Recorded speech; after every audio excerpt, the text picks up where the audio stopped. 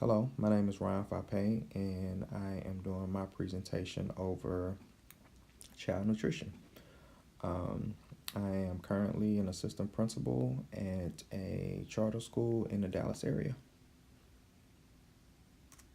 All right.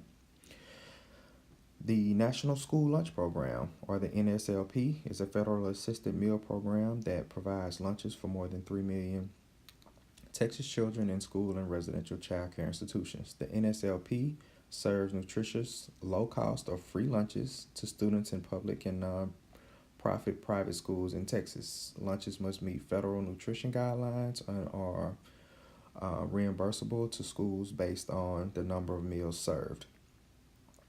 Um, this is kind of this actually sheds some light into any of you individuals who've been in the cafeteria and noticed that the lunches are not as appealing as one would think or one would hope.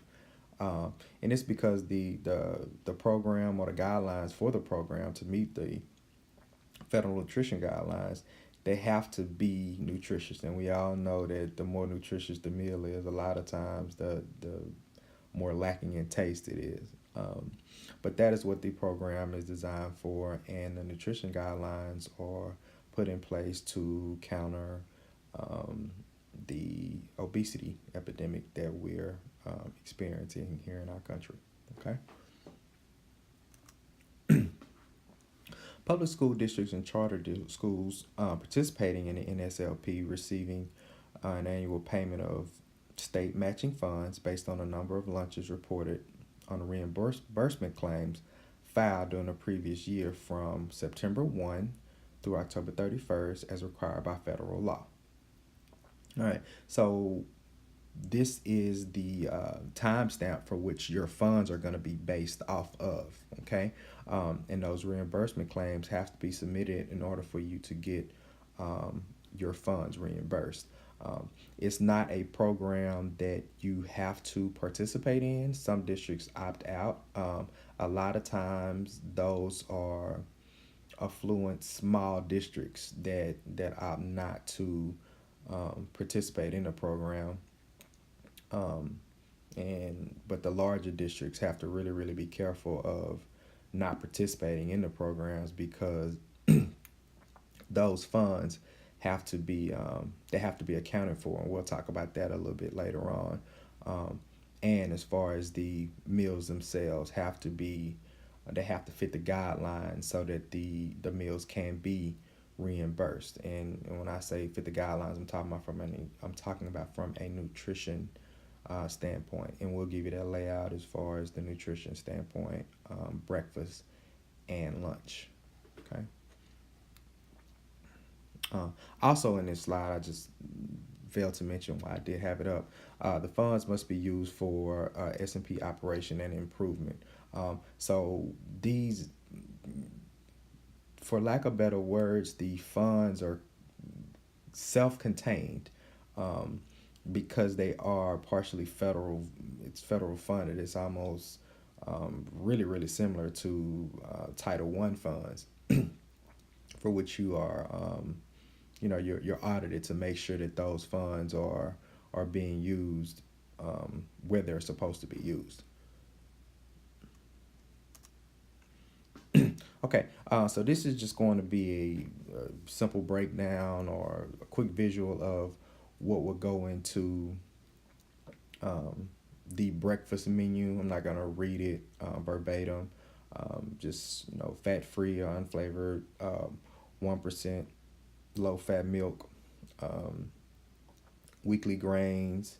Obviously your three component meal pattern, your fruits, your grains, and your milk.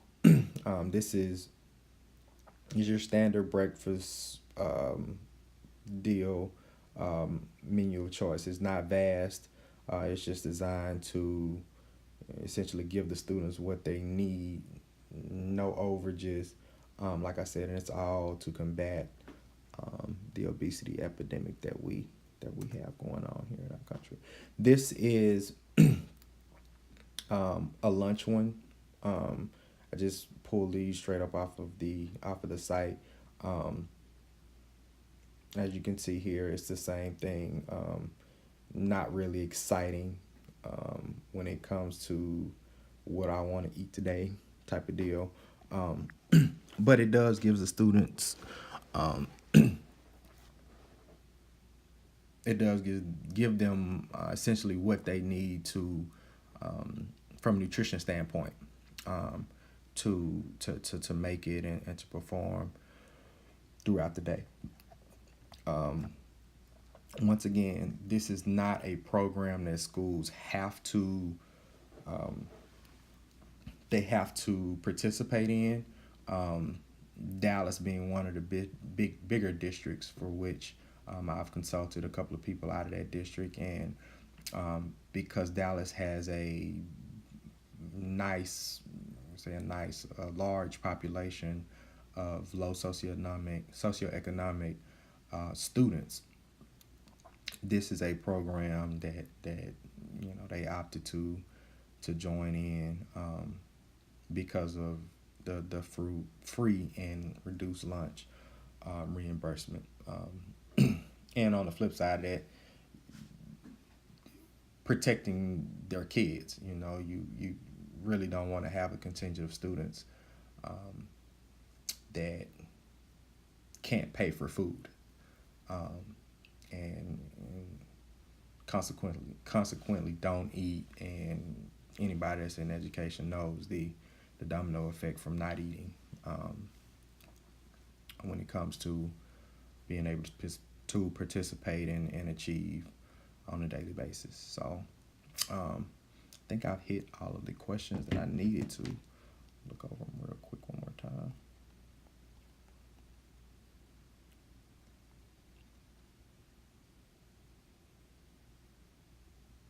Yep, I think that's it.